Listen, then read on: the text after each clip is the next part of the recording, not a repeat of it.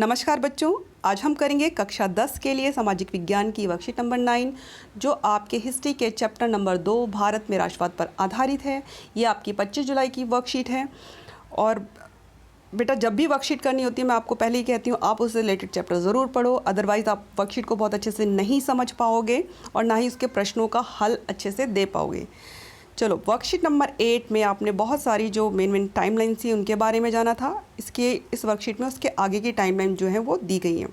तो इस वर्कशीट के हिसाब से जो पहली महत्वपूर्ण घटना है वह है 1923 में स्वराज पार्टी की स्थापना, जिसकी स्थापना की थी CR दास यानी चित्तरंजन दास और मोतीलाल नेहरू जी ने।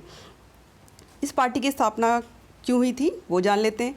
हुआ क्या था, जब 1922 में चौरी चौरा कांड हुआ तो गांधी जी ने दुखी होकर असहयोग आंदोलन वापस ले लिया और उनका मानना था कि जो सत्याग्रही हैं उनको और प्रशिक्षण की ज़रूरत है और जो कांग्रेस के नेता थे वो भी इस तरह के जो जन संघर्ष थे उनसे थक चुके थे और वो चाहते थे कि वे प्रांतीय चुनावों में हिस्सा लें।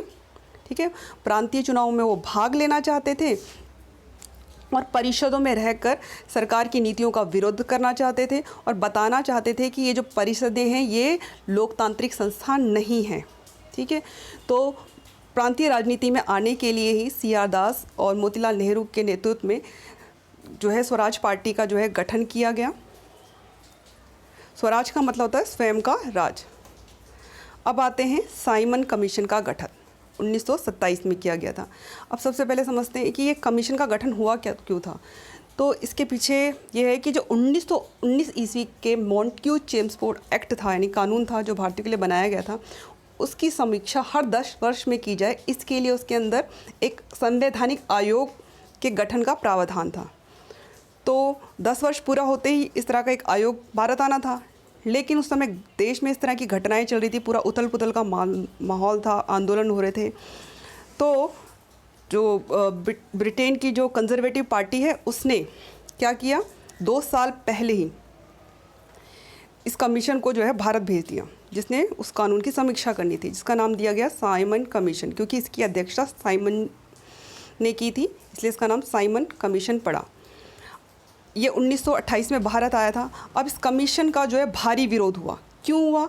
क्योंकि इसके जितने भी सदस्य थे वो सारे ब्रिटिशर्स थे, उनमें एक भी भारतीय नहीं था। तो इसका विरोध हुआ, इसके लिए प्रदर्शन किए गए। जो सरकार थी, गवर्नमेंट थी, ब्रिटिश गवर्नमेंट, उन्होंने उन प्रदर्शनकारियों पे लाठीचार्ज भी करवाया, जिसमें जो लाला लाजपत राय जी हैं वो घायल हो गए, बाद में उनकी मृत्यु भी हो गई थी। तो आप साइमन कमीशन का गठन 1927 अच्छे से याद कर लीजिए। अब आते हैं लॉर्ड इरविन द्वारा 1929 में डोमिनियन स्टेटस की घोषणा। अब तुमने देखा अंग्रेजों के इतना सारा जो है आंदोलन चल रहे हैं, भारतीय किसी तरह से नहीं मानेंगे, तो लॉर्ड इरविन ने 1929 में डोमिनियन स्टेटस की घोषणा की। इसके अंतर्गत क्या हुआ कि उन्होंने कहा ठीक है, देश के अंदर का शासन आप चलाओ, लेकिन जो बाकी के मामले हैं जैसे कि विदेशों से संबंधित मामले, सुरक्षा से संबंधित मामले, कम्युनिकेशन से रिलेटेड मामले, वो सब ब्रिटिश गवर्नमेंट के हाथ में रहेंगे, यानी आपको पूरी तरह से आज़ादी नहीं देंगे, जिसको नहीं माना गया। तो ये याद रखना, लॉर्ड इरविन द्वारा 1929 में डोमिनियन स्टेटस की घोषणा की गई थी। अब आते हैं मार्च 1930 में साबरमती आश्रम से गांधी जी द्वारा नमक सत्याग्रह की शुरुआत। ये बहुत डिटेल में आपके बुक में दिया गया, आप पेज नंबर इसमें 39 पढ़ सकते हैं आपकी बुक का, तो उससे आपको और भी अच्छे से समझ में आएगा।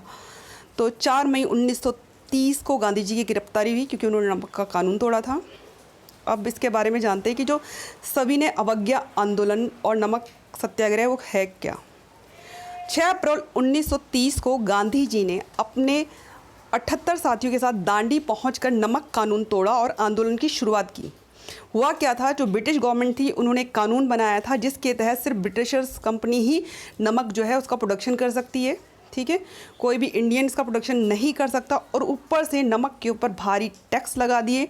और जो नमक था वो सबकी एक क्या बोलते हैं बेसिक नीड की चीज़ था, हर घर में गरीब से गरीब आदमी भी इसका उपभोग करता था। और इसका इतना महंगा हो जाना, ठीक है, कि गरीब आदमी की पहुंच से नमक बाहर होता जा रहा था। तो गांधी जी को लगता था ये बहुत गलत है, तो उन्होंने अपना आंदोलन का जो मुद्दा है इसको बनाया।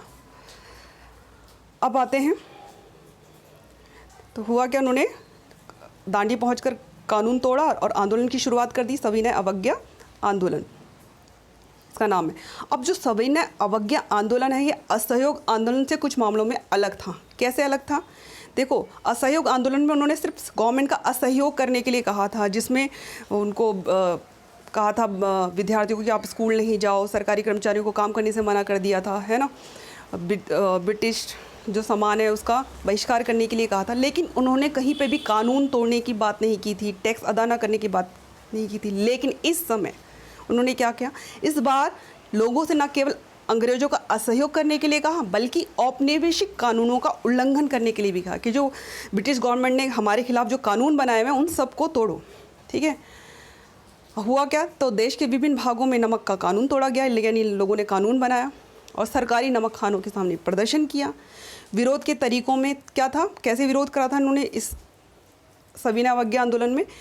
विदेशी कपड़ों का बहिष्कार किया, शराब की दुकानों के सामने पिकेटिंग करना। पिकेटिंग शब्द का अर्थ मैंने आपको बताया था, जिसमें दुकान के अंदर आने जाने का रास्ता जो है वो बंद कर दिया जाता है ताकि लोग उसके अंदर जा ही ना सकें।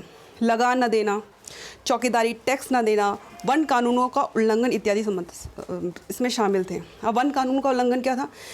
ब्रिटिशर्स ने ना केवल हमारी ज़मीनों पे कब्ज़ा किया था, बल्कि उन्होंने हमारे जो वन संपदा है उस पर भी कब्ज़ा कर लिया था। और वहाँ के जो मूल निवासी होते हैं, आदिवासी, जो वन संपदा पर भी अपने जीवन का निर्वाह करते हैं, उनको जंगल में से लकड़ी चुनने तक का अधिकार उन्होंने नहीं दिया था। और ना ही वहाँ से वो वनों के अंदर जाकर जो भी वो चीज़ें लेते थे वनों से, वो सब उनके लिए प्रतिबंधित कर दिया था, जिससे वो लोग बहुत दुखी और परेशान थे। ठीक है, तो उनको भी उसका उल्लंघन करने के लिए क्या, वो भी फिर जबरन वनों में घुसे। पर सरकार ने इस आंदोलन को निर्ममता से कुचल दिया, मतलब इसको बुरी तरह से इनमें लोगों को मारा गया। ठीक है, जिससे गांधी जी दुखी हो गए। और फिर क्या हुआ, 5 मार्च 1931 को गांधी इरविन समझौता हुआ। ठीक है, और ये जो आंदोलन है एक तरह से समाप्त ही हो गया। समझौते के बाद गांधी जी जो है इस समझौते में ये भी था कि जो गांधी जी हैं वो द्वितीय गोलमेज सम्मेलन में भाग लेने के लिए जाएंगे। तो वो गए थे लंदन, लेकिन वहाँ क्या हुआ कि जो ब्रिटिश गवर्नमेंट है उसने भारत को जातिगत आधार पर और धार्मिक आधार पर मतलब बांटने के लिए जो एक तरह से नीतियाँ बनाई थी या उनका मंशा थी, उसको देखते हुए तो गांधी जी ने उसका एक तरह से ये असफल रहा था, है ना। उन्होंने उन बातों को नहीं माना, जिसमें क्या था कि पृथक निर्वाचन, उसमें यह था कि जो दलित हैं, अछूत हैं, उनके लिए एक पृथक निर्वाचन मंडल हो, जिसमें सिर्फ उन्हीं के लोग भाग दें, उन्हीं के लोगों को वोट देने का अधिकार हो। तो गांधी जी ने इसको नहीं माना, उनको कहा ये तो देश बांटने वाली बात है। ऐसी अल्पसंख्यकों मुद्दे पर जो है गोलमेज जो सम्मेलन था वो असफल हो गया। और उसके बाद जब भारत वापस आए गांधी जी, तो वो रचनात्मक कार्यों में लग गए। तो उन्होंने क्या किया, उनको समझ में आ गया था कि जब तक हम ये जो हमारे दलित भाई हैं उनको अपने साथ नहीं जोड़ेंगे, हम जो है आज़ादी जो है हमको हासिल नहीं हो सकती। तो उन्होंने अस्पृश्यता के उन्मूलन के लिए बहुत काम किया। उन्होंने जो मेला ढोने वाले थे उनके प्रति लोगों के मन में मतलब वो सम्मान की भावना जागे, तो उन्होंने खुद भी मेला ढोया। ठीक है, और उनको अधिकार दिलाने के लिए उन्होंने पूरा संघर्ष किया। ऐसे ही उन्होंने उनको नाम दिया हरिजन। हरिजन मतलब भगवान की संतान। ठीक है, और हरिजनों के उद्धार और राजनीतिक जागरूकता फैलाने के काम उन्होंने उस समय पे किए। अब आते हैं इसकी वर्कशीट पर के क्वेश्चंस पे कि गांधी जी ने नमक जैसी साधारण चीज़ को आंदोलन के लिए क्यों चुना, क्या आज भी नमक पर कर लगाया जाता है। तो आप इन सवालों के जवाब जो हैं ये अपनी किताब के पेज नंबर 39 में आप इसको पढ़ना अच्छे से, तो आप इसमें से इसको आंसर को बना पाओगे। तो कोशिश खुद से आंसर बनाने की करो। सविनय अवज्ञा आंदोलन में लोगों ने विरोध के लिए किन किन तरीकों का प्रयोग किया, ये तो आपके पूरा ये जो ऊपर पैराग्राफ दे रखा है इसके अंदर ही है इसका उत्तर। ठीक है, द्वितीय गोलमेज सम्मेलन क्यों असफल रहा, इसका भी आपको इसमें आंसर मिल जाएगा पैराग्राफ में। और अस्पृश्यता उन्मूलन के लिए संघर्ष करने वाले 2 प्रमुख सुधारकों के नाम लिखिए। तो इसमें तो कोई वही नहीं है, दो राय। इसमें सबसे ऊपर आप नाम आता है, एक तो महात्मा गांधी जी का और दूसरे हैं बाबा भीमराव अंबेडकर जी का। तो अब आप इस वर्कशीट को कीजिए और इसमें पाठ्य पुस्तक की हेल्प लीजिए, तभी आप इसको अच्छे से कर पाएंगे।